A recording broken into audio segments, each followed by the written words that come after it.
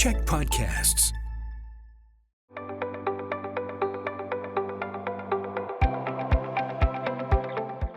Hi, I'm Bruce Williams. I'm the CEO, the Chief Executive Officer of the Greater Victoria Chamber of Commerce. Welcome to Chamber Chats, coming to you as always from here in the podcasting studios at the Czech Media Group, one of our chamber champions. I will acknowledge, as always, that I live and work in the traditional land of the Lekwungen-speaking nations, known to us as the Songhees and Kosapsum nations. And it's our pleasure and honor to work alongside them every day. And all of this is made possible by the support of Island Savings, a division of First West Credit Union, who are redefining what banking can do for people, for community, and for the planet. We're going to talk today, actually, with one of the Island Savings professionals, the connection between food and finance. We have seen the cost of living increase, and that's been a huge factor in the cost of our food, as well as housing and a number of other things. But better managing the resource you have, whether it's limited or endless, is all about better managing your money. So we're going to talk about that with our Island Savings professional in just a moment. First of all, though, Emily Palamaca joins us. She's the Director of Food Security at the Mustard Seed Food Bank. Emily, how are you? I'm well, thank you. So what's this whole inflation period and cost of living increase done to the profile of the people that are using the mustard seed? For sure, yeah. So this past year, we have seen I was just looking at our database, and about 34% of our users were brand new this last calendar year. That's a massive increase. Those are people who've never ever been here, not just this year, but they've never had to access a food bank. So that's quite a staggering number. Yeah, we're going to kind of unpack that a little bit more later on down the road, but you can't prepare for that, can you? Can you really anticipate that? Absolutely not. And I mean, just having a look, Christmas is right around the corner.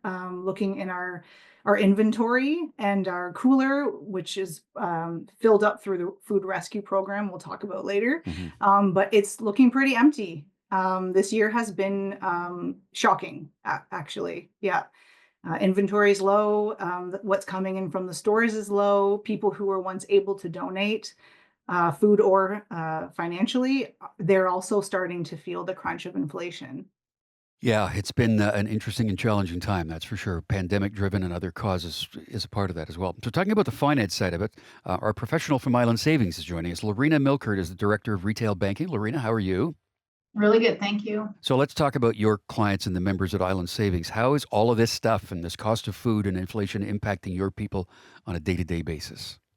Well, it's definitely changing the conversations we're having with our members. There's lots of conversations around rates, and everyone's waiting to see where they go. And today, the Bank of Canada, lowered their rate by 50 basis points, so that's great. But there's a lot more focus on cash management and budgeting conversations than ever before. Members are struggling to budget their expenditures with their means, and it's showing up on higher credit card balances, which opens up the door for a lot of credit discussions and planning conversations around their credit and how they handle their credit and what we can do to help. Housing costs is a huge topic, has been for a number of years here. Obviously, you know that. Many residents are facing high rents and escalating property values, which is pushing ownership out of the reach for many. And on the flip side, the parents of these young adults are questioning if they need to push out the retirement dates. So that's a newer conversation. And what do they need to do to help get their kids into the housing market? Now, I'm in that same situation. I have a 20-year-old son, and it's, what do I need to work for another 10 years and co-sign a mortgage and help him with his down payment? Probably. Or is he going to be living with me for the rest of his life, right? So, or for a longer period of time. Those are the kind of conversations that we're having. It's interesting. Members are super patient and watching and super keen more than ever. So I've been in the industry for over 30 years, and members are keen to learn, and they want the help, and they're seeking the advice, which is a shift, and it's good to see, right? Because we need to have everybody educated on financial literacy moving forward for sure. Yeah, just as a point of reference, we're recording this on December the 11th. Just so you know, that was the day when the Bank of Canada lowering the rate was announced on that. So, okay, Emily, let's go back to the food bank, to the mustard seed. So you said you've seen a 34% increase in people who are coming in for the first time. Those people and who are these people? Like who goes to the mustard seed? Tell me who they are. Sure. So there's a lot of people who are receiving income assistance from the government. A large proportion are on disability, but it has shifted a little bit. There's a larger percentage of people who have full-time employment and somewhat secure housing. which is a little bit of a different profile from what we've seen traditionally as a food bank user. So yeah, just not really who you traditionally expect to be visiting. Um, it's a very expensive city to live in, and so people, yeah, they've got full-time jobs, dual income households we're seeing as well, that are still at the end of, the paycheck and paying the rent, paying the bills. They can't afford to eat, at least healthily or culturally relevant foods. Yeah, so that's kind of what we're seeing. I would think that seniors on a fixed income is another cohort that's kind of growing. Are you seeing that? Yes, definitely seniors. Yeah, and that's a frustrating statistic on our end. People on disability and seniors, people who should not be working, cannot work anymore. They should be better supported. Yeah, Yeah. a lot of these people are feeding their kids too, right? Yes. Yeah. And like Lorena was saying, we have multi-adult families now, people who are not able to leave the home when they used to. They can't afford to go to school or to live on their own. And so, yeah, it's changing out there. And Lorena, you had mentioned people that are carrying higher credit card balances right now, or maybe a line of credit or whatever they might have. That's not good health planning and financial planning to be living on credit like that, right? Because then you're compounding interest and stuff. So tell me about that. Yeah, I mean, ideally, um, we try to educate people around if you spend it on your credit card, pay it out monthly. But when people back into it every month because they just don't have the means, their cash flow doesn't, you can't budget for the expenditures based on the cash flow that's coming in. They're backing into their credit cards, and it isn't good financial planning, but it's common. It's more common than we think. Um, 21% interest rates on your credit cards. There's things that we can do. I always suggest that if you are in that spot, like a lot of people just stay there and they're like, I'm going to pay it off. I'm going to pay it off. But it's revolving debt and it needs to be termed out, or you need to have a plan around it, right? And there's always ways to get out of it. Um, and also, we're emotional spenders now too, right? We're not used to waiting and saving to buy something that we need. We can put it on the credit card. It's a tap society. It's a cashless society, and everyone just gets caught in that little vicious circle. Yeah. There's a term going around right now called food insecurity. We're going to talk about that next.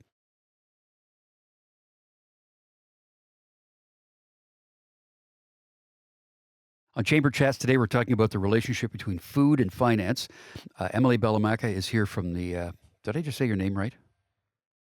Palamaca. Thank you. Bellamacca Yeah. is the Director of Food Security at the Mustard Seed, and Lorena Milkert is here, Director of Retail Banking with Island Savings. So, Emily, I'm going to come back to you right now.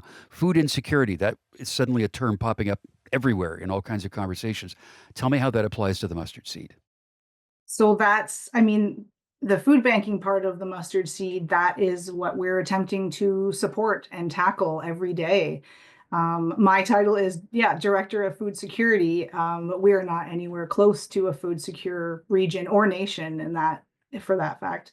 So yeah, food insecurity it can look like a lot of different things. If you've ever been to the grocery store and looked at an item or a product and decided to put it back based on the price of it, that's food insecurity. So it's not this just the idea of that individual who's maybe lost their job or been on hard times going to the food bank. I think we're all experiencing food insecurity right now across Canada, really.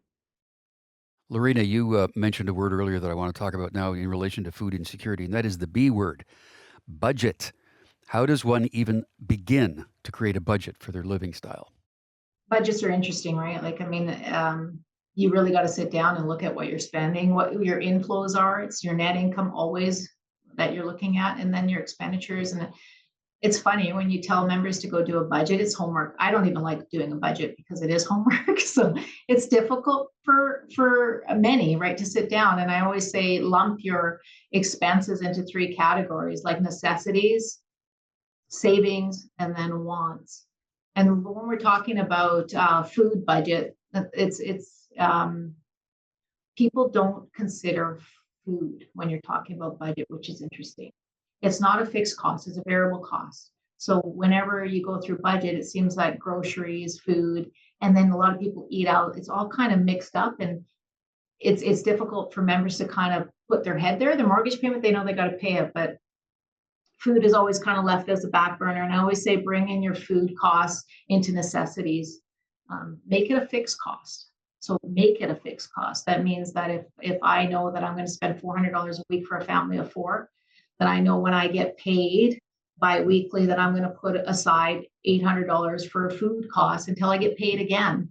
And there's nothing more important that I would say when budgeting is when you get paid, make sure that all your necessity payments get moved into a different account so that it's saved for those expenses. Because a lot of people just keep them in their checking account.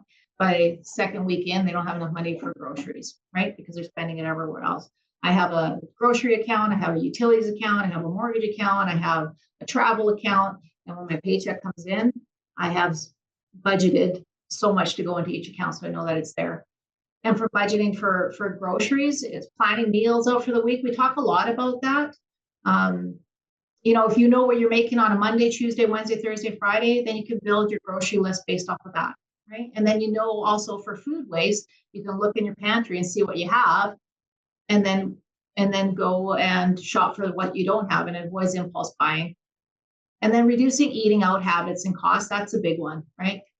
Cooking has become a lot easier over the years. You can just Google it. And if you're able to do that rather than eating out, you're going to save a lot of money. And the one thing I would say, Bruce, is the loyalty programs of the different grocery stores. Like, look into it. There's a ton of savings. If you understand the apps, you understand the loyalty programs, and you understand how to take advantage of all those little insights, and asking your grocery store for help on that is so much worth your while. Like I shop at Save on Foods. I shop everywhere, but I do like their point system. I get a trip to Mexico every few years from my points. I love it, right? I get ferry vouchers all the time for my points, and definitely a lot of savings as well for what's on sale. Yeah. I use the Scene points at Thrifty Foods because that's the Oh, store yeah. closest to where we live. That's a good one too. But Yeah. everybody's got one for sure. And Emily, I'll get back to you in a second. But Lorena, when you talk about having different accounts for your money to go to different places, don't be afraid to ask your credit union or your bank to help you with that, right? Because there are people that will do that, right? Just go to the branch. That's what we do all day long. Yeah. Help people better. 100%. Because as we've said many times on this podcast, a lot of people are terrified of money. They don't want to deal with it. They don't know what to do about it. It frightens them and intimidates them. And I think if you take one message away from all of it, Bruce, you're not alone. Like, people think they need to be financial experts. I've been doing this for 30 years. I'm a certified financial planner. I'm still not an expert. I rely on my financial advisor. I go see him every 3 months and we have a conversation. There's always a need.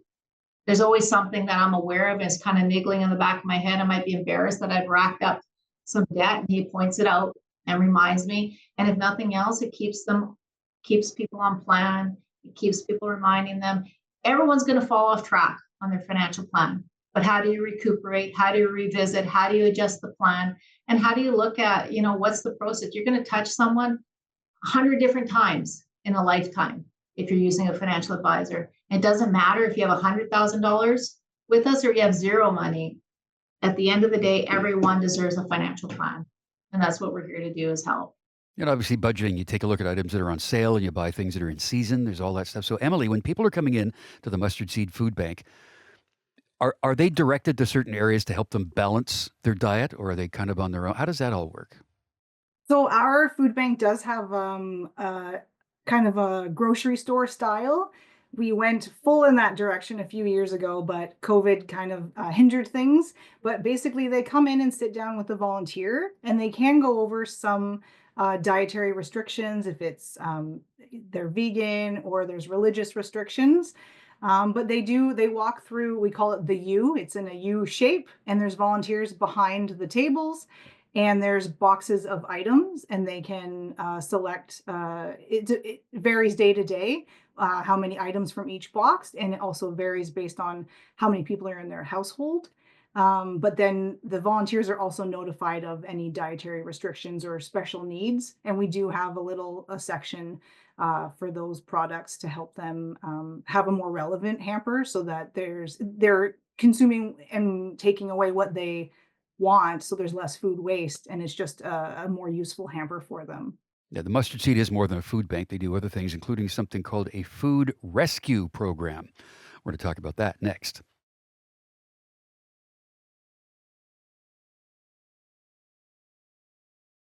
We're talking today about the relationship between food and finance, better understanding your money, better budgeting your money to make better choices for food. Lorena Milkert is here from Island Savings. We'll come back to her in a minute. But Emily Palamaka, what's the rescue center, the Food Rescue Center? What is that? Yeah, so the food rescue program is one of the major things that operates out of our food security distribution center on Viewfield Road, and that's has a long history. It was started as an initiative out of something called the Food Share Network, which is a collective of about 70 agencies in town. So churches, community centers, other nonprofits and charities, housing complexes. And so the mustard seed was chosen to operate that program. So it's our trucks out on the road Monday to Saturday, 6 to 2. And they have set routes. We've established, a trustworthy and reliable relationship with our grocery partners. We're always working on those to make sure we're meeting their needs and they're meeting our needs. And then the trucks are back a few times a day, and the food comes in and is sorted by volunteers, and then it goes back out to those agencies. And we see between 10 and 12,000 pounds of fresh food every day. So last year we hit about 3 million pounds of product that came in. Some of that is compost. We have a few farmers that pick up to reduce our carbon emissions. So yeah, it's going pretty well. I think it's about 7 years that program's been running. But we are seeing less coming in from the stores, and we do have a wait list of agencies right now. So the demand is going up, and the food is staying about the same or a little bit less. And the agencies that are already part of the program, they are expressing daily that their numbers are doubling, basically. So it is a successful program, but it's tough times. It is a little bit scary out there. We're finding it difficult to meet the need. Yeah, Food Rescue to the Rescue. And it's an amazing I've been to that facility, and it's amazing.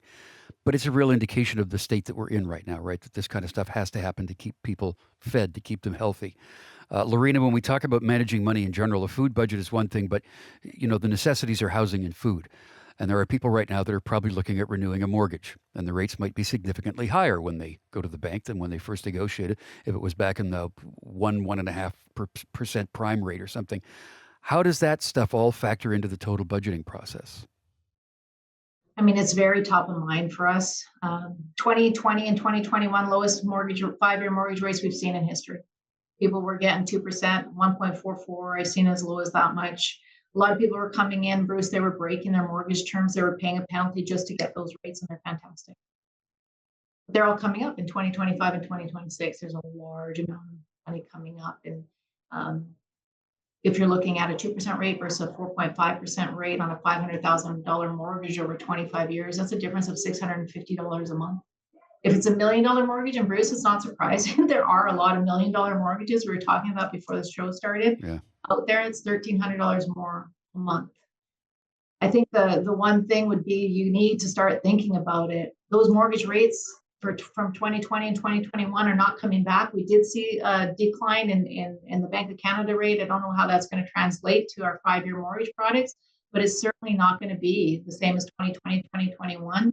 You need to start thinking about that and going in and having a conversation with your financial advisors. There's multiple ways that we can help in order to alleviate that cash crunch, but you need to start planning for it right away.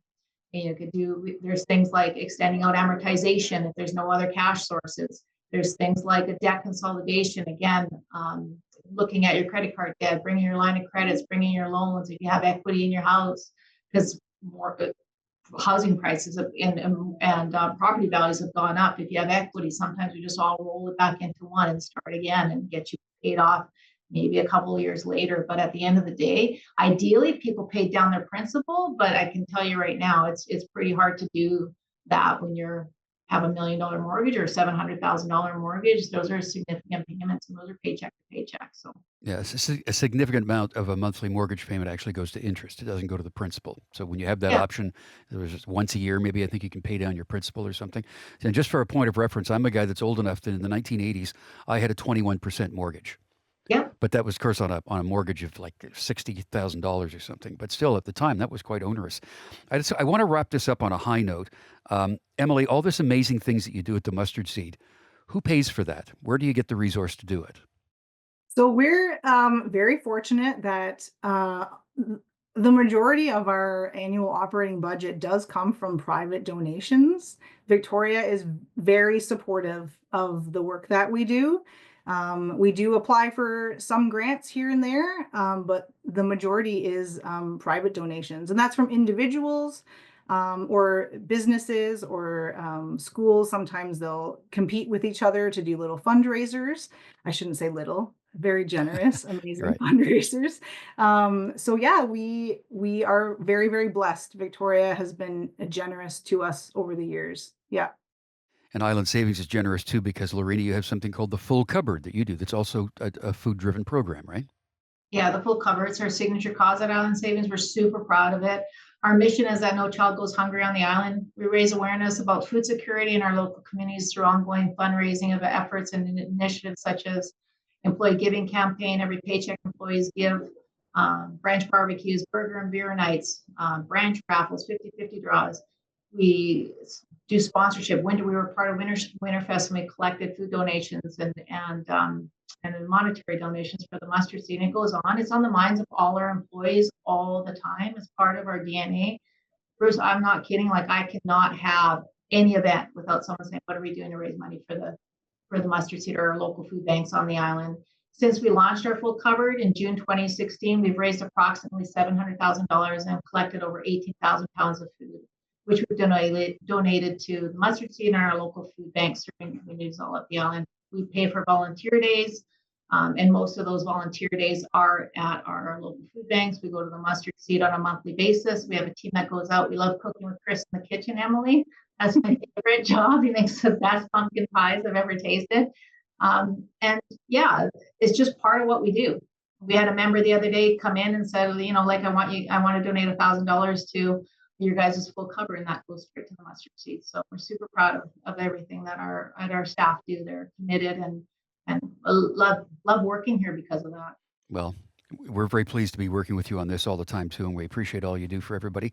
Lorena Milkert is the Director of Retail Banking for Island Savings, and Emily Palamaka is the Director of Food Security at the Mustard Seed. Please check out the websites of both organizations, and thank you both for your time today and for all you're doing.